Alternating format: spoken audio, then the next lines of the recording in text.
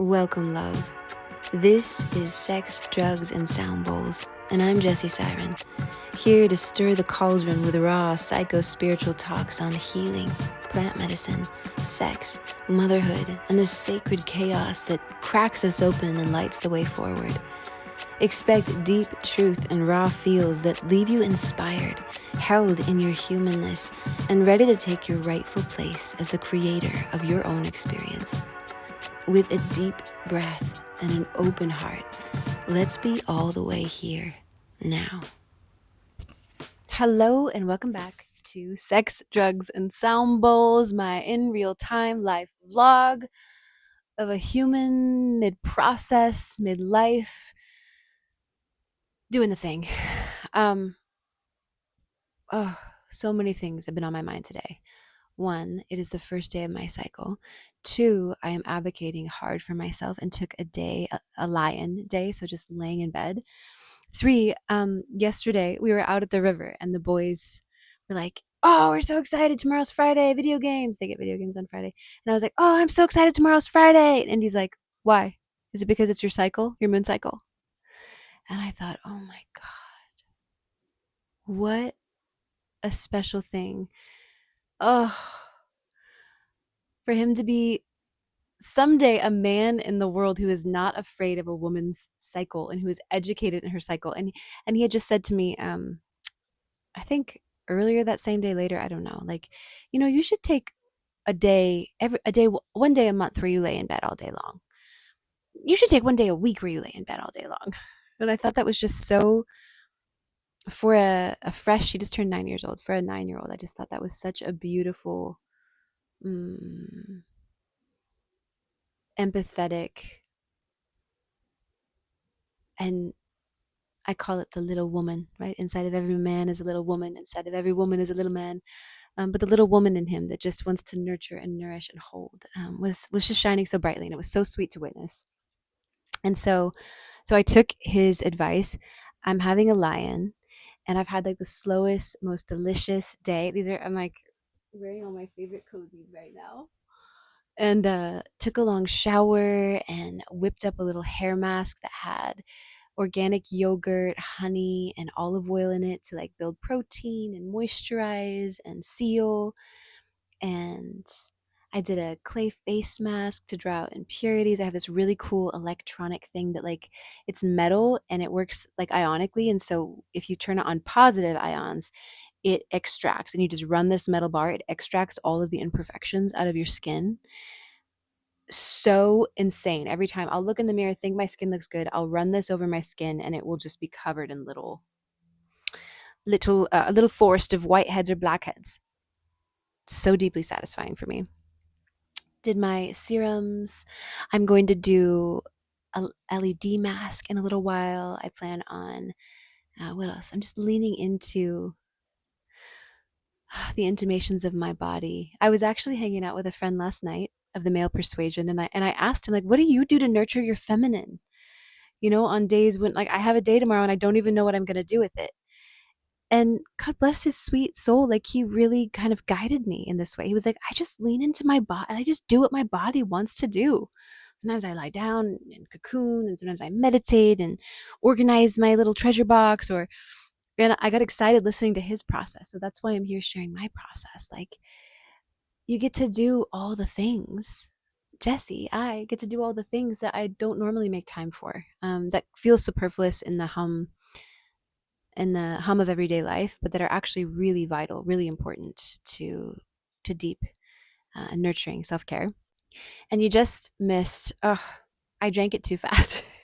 I made myself the most incredible moon cycle elixir, and it was cacao and with functional mushrooms mixed in. And then I boiled on the stovetop some turmeric root, which Trader Joe's has an incredible organic turmeric root right now. You can get a little bag of it with some dried reishi, and I boiled that and simmered it, steeped it for about 40 minutes, and then strained off a little bit of that into my cacao powder. And then I added in some mucuna just for a little mood boost, some dandelion blend for a little gentle detox support, and then a teaspoon of, a little bit more than a teaspoon of black tahini, which is so incredible for building your ojas or your jing, your vital essence. And and then I added in, I meant to steam soy milk. Trader Joe's has a really incredible organic soy milk that doesn't have any other ingredients in it. It's just literally water and organic soybeans that I think is so, it's so nutritive and really tasty. I meant to steam that, but instead I just added in a bunch of organic heavy cream. And it was so freaking good. It was like nutty with a little bit of that spice of the turmeric with the cacao. Oh, and maple syrup, of course. So very sweet and grounding. And I had a long conversation with my sister that was so, so special and so illuminating. Holy cow. And just, God, mid process, I'll share a little bit. But I had set a boundary recently with somebody, and it came to my attention that an old program that I'm running on is to appease everybody around me. And when I set this boundary, even before I set the boundary, I felt my heart like collapse, my whole body go cold. I was so terrified of letting this person down by having to say, like, that doesn't feel good for me or that doesn't work for me. And and then I set the boundary, and the person was disappointed, like I thought they would be. And I was so, it was visceral. I got like defensive and angry, and I wanted to stop them from feeling disappointed because it didn't seem fair to have to witness the disappointment and feel the gravitational pull of me like out of my boundary. I just didn't want to feel that. And I and I realized, oh my God, this pattern still has such a grip on you. It has such a momentum, a density, a weight. It's still holding you. And and then I had this little moment in the shower of self-talk where I was like, I'm so fucking proud of you for holding your boundary, for not trying to change the way that person is feeling, for walking away. I did walk away. And for just allowing yourself to be in the discomfort. Because there's something really magical and quite confusing for me when I'm in it that happens when I set a boundary or think about setting a boundary. The only reason, and I'm going to break it down for myself right here, and maybe it'll be useful to somebody else. The only reason we need boundaries is because something or someone outside of us wants to take more than we are willing to give. And so if somebody is wanting something and you say no, disappointment is inevitable. If they didn't want that thing, you wouldn't have to set that boundary. Because they want that thing, you have to set the boundary. Because you're setting the boundary, they can't have that thing. Disappointment is inevitable. And I think and a battle in my head is like, if I make a good enough case, they won't be disappointed. They'll understand. They'll be empathetic enough. No matter how sympathetic or empathetic somebody is, there's still going to be a level, a subtle level, an overt level of disappointment because they're not going to get the thing that they wanted. And for me, in my family system, in my old paradigm, in my trauma story, like I was just taught to avoid confrontation, to avoid boundaries, to avoid displeasing people around me. And so that's my urge. My instinct is like, oh, that makes you uncomfortable. Never mind. I take it back. And so here at 37, I am playing a very, very, I'm dancing on the edge of a deep kind of wound today. And I'm just holding myself so tenderly as my nervous system is so jarred and jittery and shaking and trying to go back into shame and trying to go back into guilt and trying to, like, just make everybody happy and just reminding myself it's okay. Your job is not to make everybody happy. And aren't you so proud of yourself? You took care of yourself. You honored your boundary. You didn't say yes at your own expense. You honored your boundary, and you're honoring this other person by letting them have their feelings, not trying to change it, not trying to shame them, not trying to make it about you. Let it go. Let it go. And as soon as I turn it around to the good feeling, right? Like if I can like let go, let my attention let go of like the shame and the guilt and the fear and instead focus in on like, wow, doesn't it feel good to know that you have your own fucking back for the first time in your life? Doesn't that feel good? Then I start to like, happy thoughts, happy hormones, happy feelings, more happy thoughts, it kind of snowballs. Which leads me to this other thing. It's been coming through to me over and over really vividly. This metaphor that I've been gifted, and I want to speak it. I've been speaking it out in all my little spheres and all my little friend groups, and reminding myself and sharing it with others, and I'll share it here to really anchor it in even further. Thank you, Spirit. Thank you. Whatever for coming through and sharing this wisdom with me. But that that energy carries momentum, and the energy of the season that I've been in has carried a kind of urgency, right? Like a power, um, a to do-ness. It's kind of the energy of like labor and delivery of being born, right? There's so much energy there. And as we're basically delivering this dream right from the ethers into the world manifest, there's been so much energy around it, and I've had to like kind of upheave my entire life over and over and then try to rebuild it, and that's been years. And I'm finally in a season of feeling more settled, like things are slowing down, but I still feel like I'm on the merry-go-round. And so the first metaphor that comes through is just like, on the playground there's these little cups you can sit in, and you sit your butt in it, and then if you kind of swing your body just so and then start to rock it at just the right time in and out, you'll just start to go faster and faster and faster and faster and faster and faster and faster. And that is what my life has been doing, right? I've just been like building this momentum, this frequency, and going faster and faster and faster, and I didn't even notice.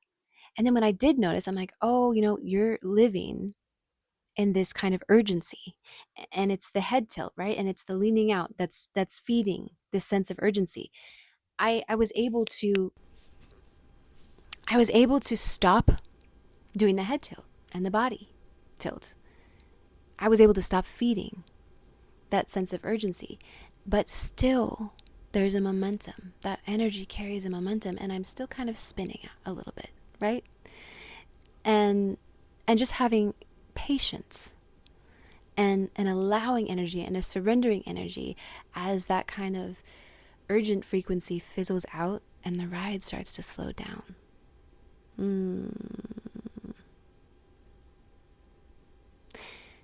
And the second part of that is like that urgent energy, that energy of creation. It served me for a season. It felt really good, and it was life-giving, and it was exciting until it wasn't anymore. And then it started depleting me, and I started to feel myself getting smaller and more negative, and just feeling like I was hemorrhaging more energy than I had to give. And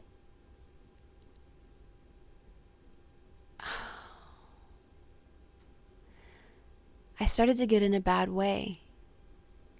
I started to just like look at my life and see all of the messes and all of the disorganization and the exhaustion and the overwhelm, and how many people were needing things from me, and I was observing all of the chaos, and then I was, having chaotic thoughts, and then the thoughts were feeding a cascade of stress hormones in my body, and the stress hormones made me feel bad, so then I started thinking more bad thoughts and observing more bad things, and it was just again like a ride that I unconsciously jumped onto, and it started to spin and spin and spin, and it carried this momentum and this energy that I felt like I can't jump off or I'll die, and it felt like the good things that were coming at me were just ricocheting off of it, and I felt like I can't stop. I don't know what to do. Like I'm losing my fucking mind. Like I don't know, how did I get here and how do I get off?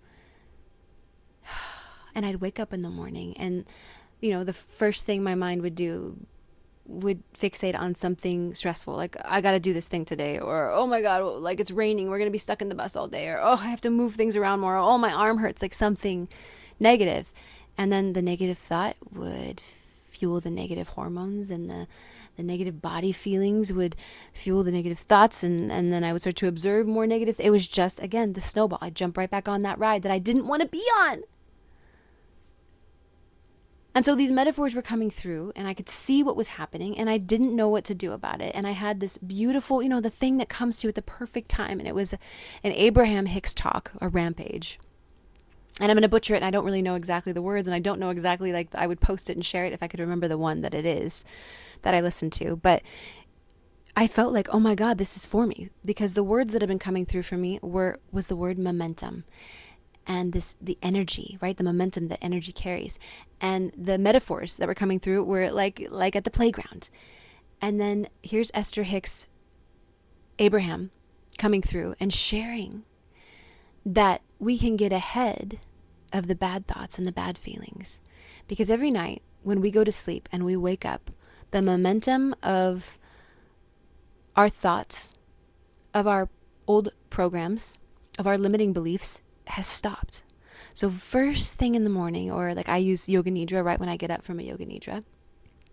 And you can do that any time of the day. It's a beautiful reset, right? A 20-minute yoga nidra will do wonders for you. And I'll try to remember to share one down in the link.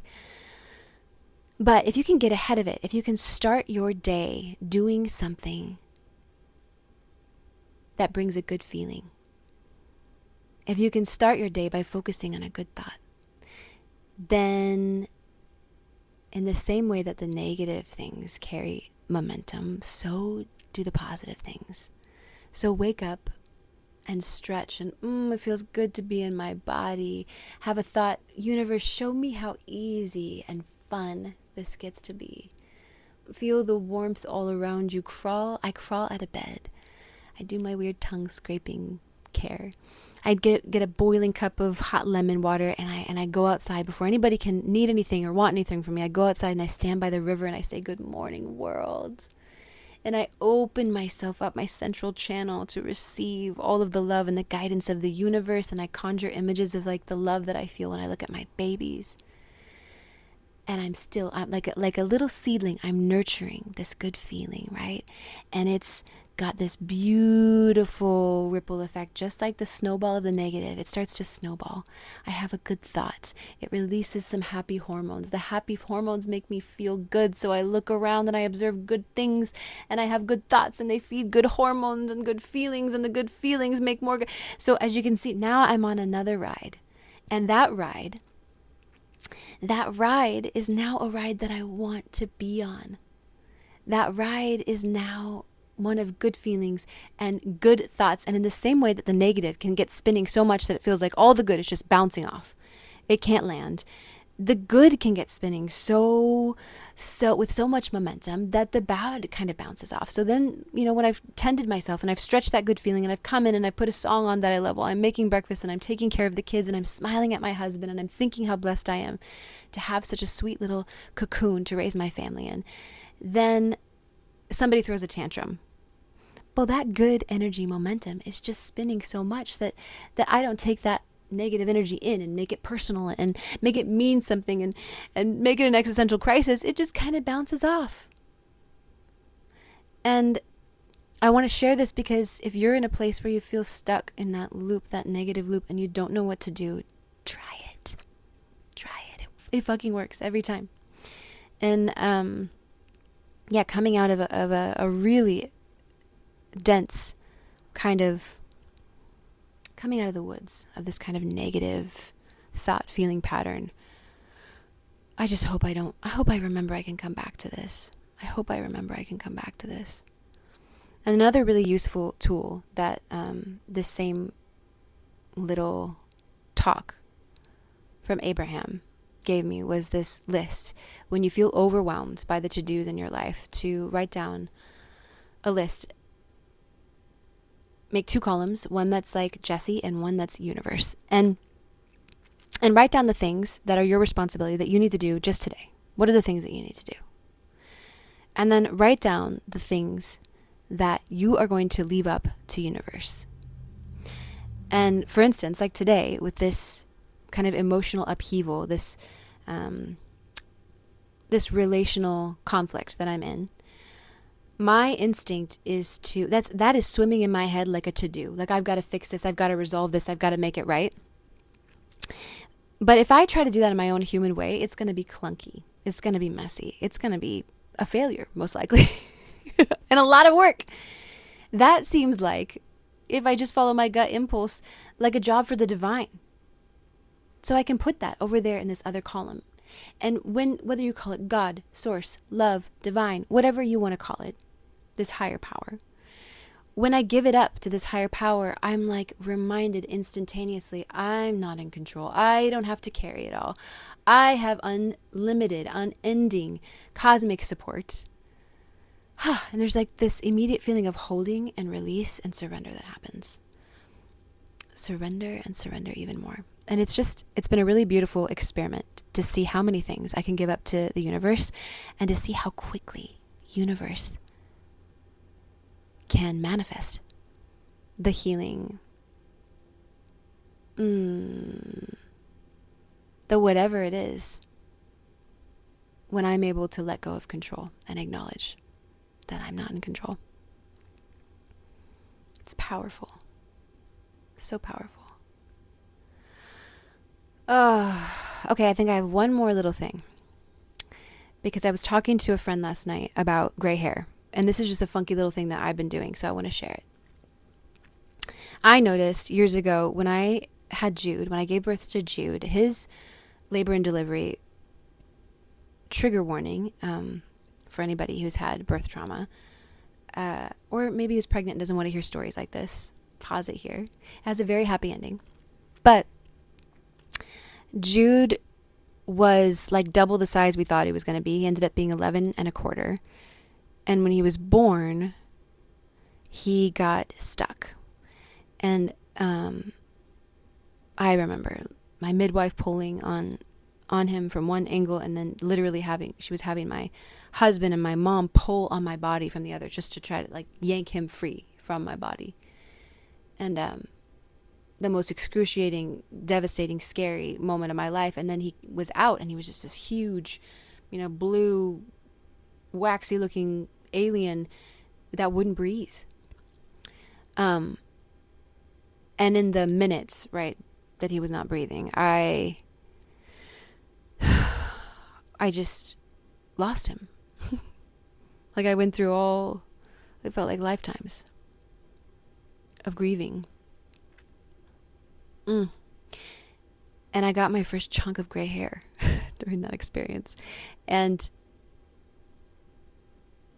he took a breath, and he ended up being the most delicious, scrumptious, 11-pound, juicy newborn baby you've ever seen in your life. He was so sturdy, I could just squeeze him, and I still do to this day. And the gray hair grew out.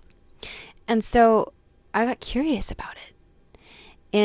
And so much of my life has been about working with the body, about working to understand the body and its natural rhythms and cycles and the language of the body. Like, it speaks to us in signs and symbols, and our job is to listen and then to interpret, right? What's going on here?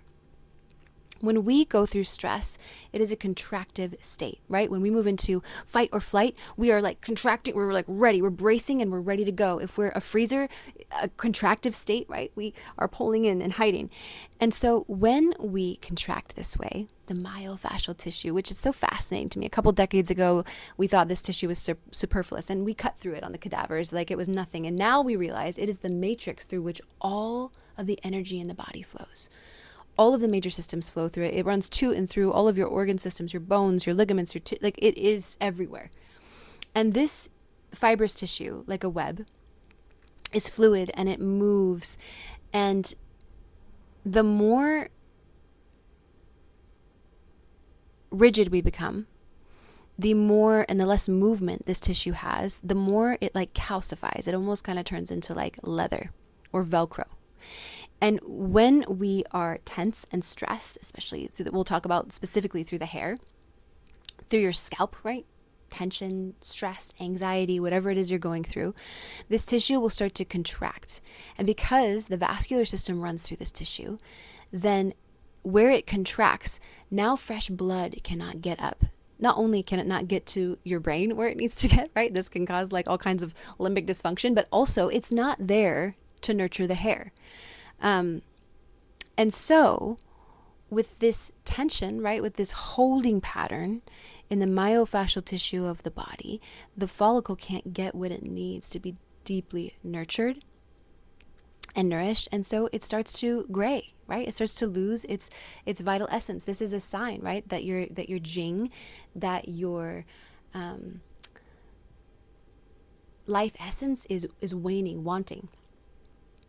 So what can we do about this? Well, I will share what I do. I practice, well, first of all, I eat a tablespoon of black sesame tahini every morning. And this was something that came into my line of, or back into my sphere of awareness through my friend Kate Moon. She was, through her doctor's advice, drinking black sesame tahini milk with like cacao. And I thought, that sounds so delicious. That's amazing. There's a myriad of benefits, and it's so delicious.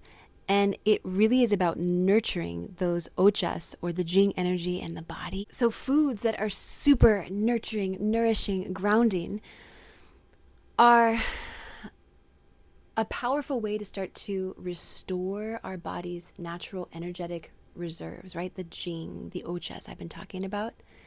And when our reserves are strong, our nervous system feels calm, and signs of depletion, like premature graying, slow down and often reverse. And so I really make sure, especially in these cold winter months, to be really taking in foods that feel deeply nourishing for me. And for me, that means like the black sesame tahini, and I do a lot of bone broths and mineral tinctures and root vegetables and warm, moist, oily things, right? These make me feel really grounded, and they nurture my nervous system, and they build my vital essence. And through that, my nervous system feels very tended, well tended, even in times of like upheaval. And the other thing I do is I massage my scalp and work with my scalp, my myofascial tissue, in a way to break up the old adhesions and to invite flow, circulation, vitality back into the areas that have been tense, holding these contractive patterns for a long time. Sometimes we need to manually go in and release. And so I'm going to show you here now what I do to release tension in my scalp, and what I have done for ages. And it also, like, my hair, it's pretty freaking long and it grows pretty fast. And I don't think it's all heredity. I do think there is some of that, a level of that to this, but I think it's also because I do a lot of this manual work and deep nourishment.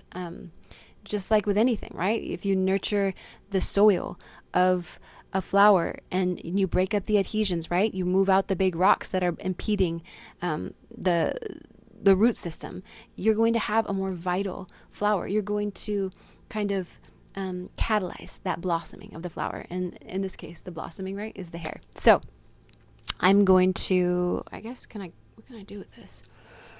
I'm going to one-handed kind of show you what I do.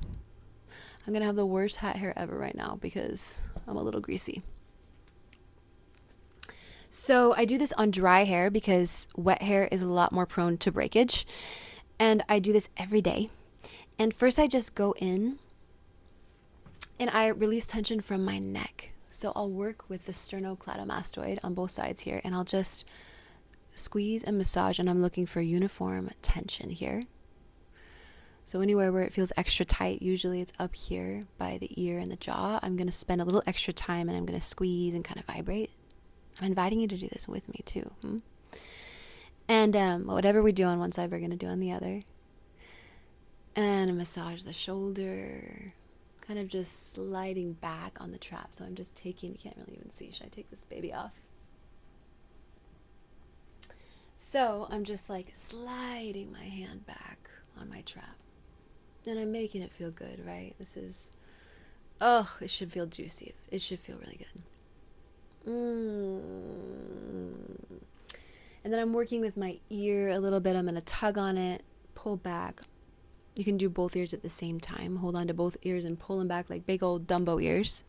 Grab on, pull, and then breathe and move. Open your jaw.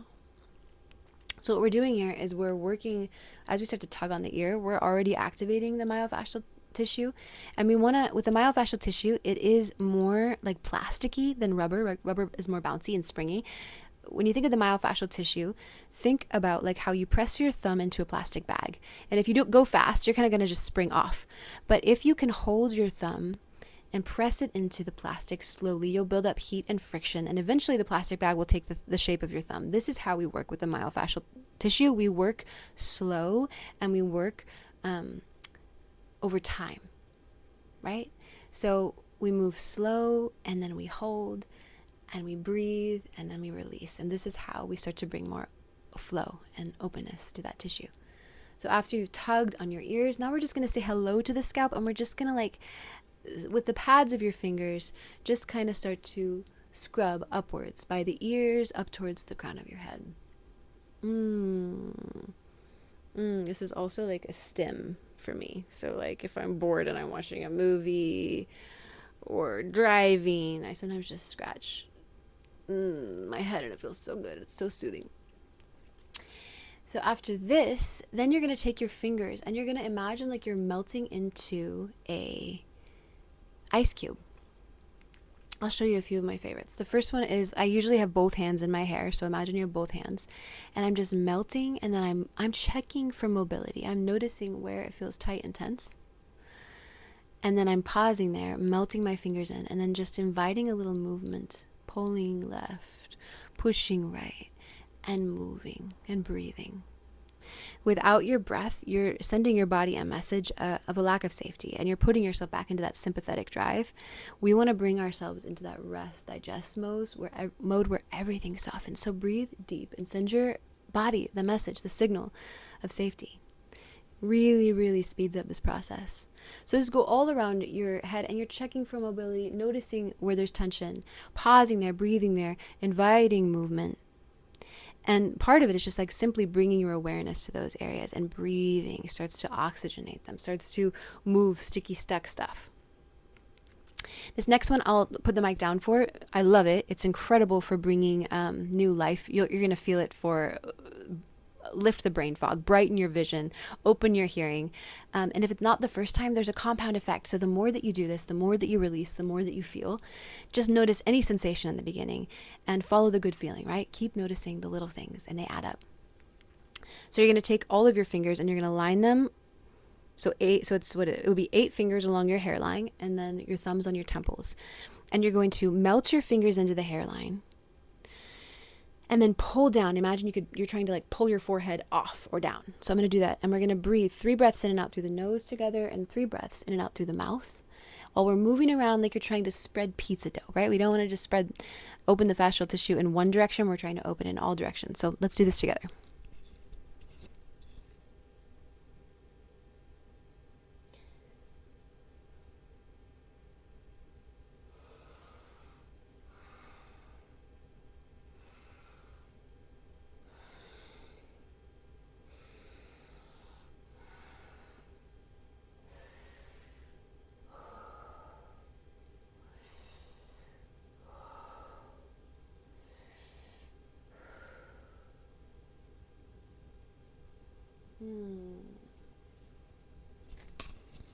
And then just stop and feel for a moment.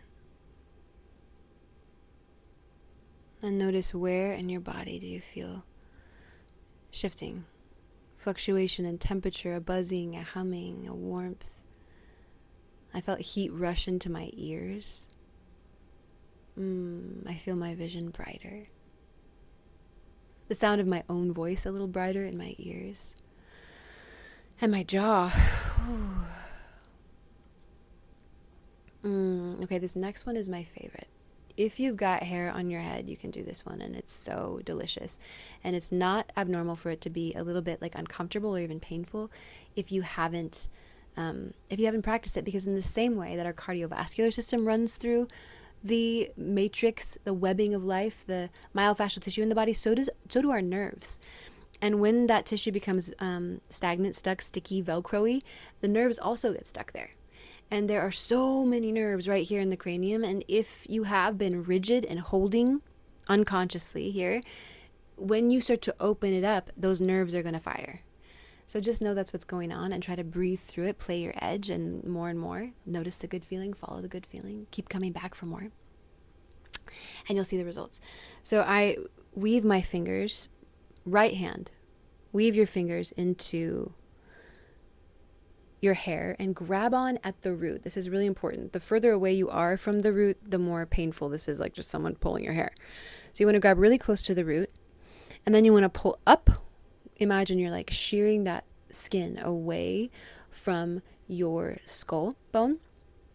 And then you're going to swing your elbow to the left and twist your hand. So you're going to twist the hair in your hand. Now it's twisted and I'm lifting up and pulling. I'm looking over my right shoulder. And now I'm going to breathe in and out through my nose 3 times, in and out through my mouth 3 times while I glide around and stretch the pizza dough.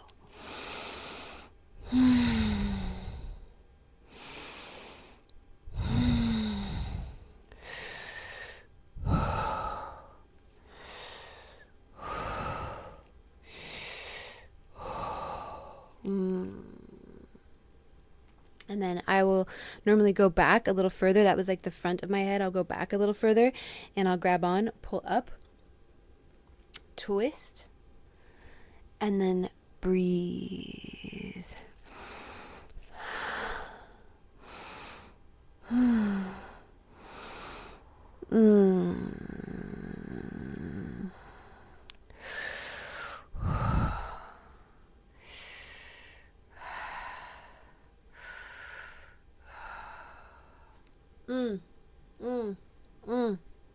It's so yummy. It should feel so good. Notice. I feel my sinus cavity opening up a little bit. Again, I feel my ears, like a rush of blood and warmth through my scalp. And kind of a melting sensation in my shoulders.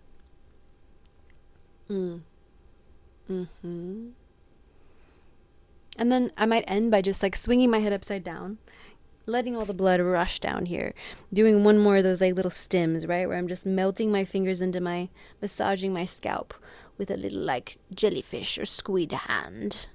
And then tap on my lymphatic points just to make sure that everything can release. So tap under your chin.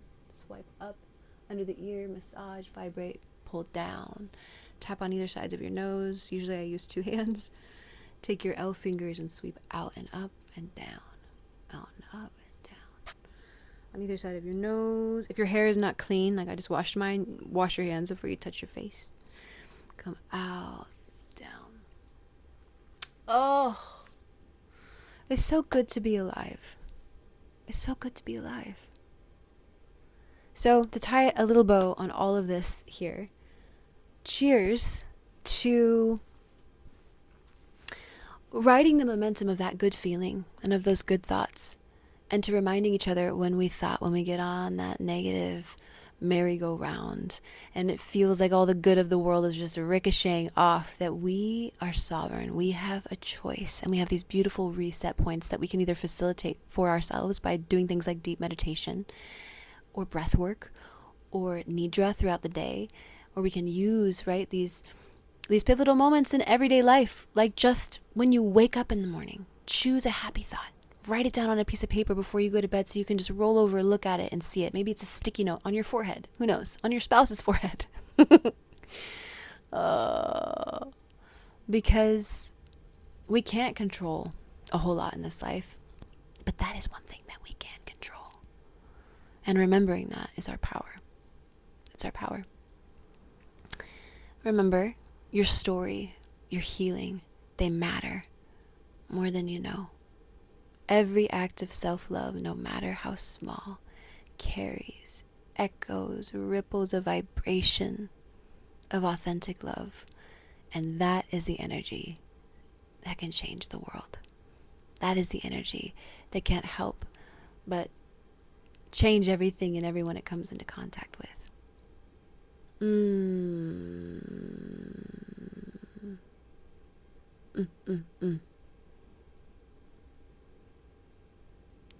I love you. You're amazing. Remember, life is happening for you.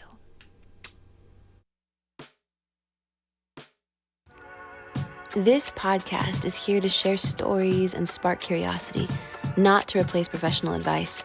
Before diving into any psychedelics or practices we talk about here, check in with your own deep knowing, your healthcare provider, and know your local laws.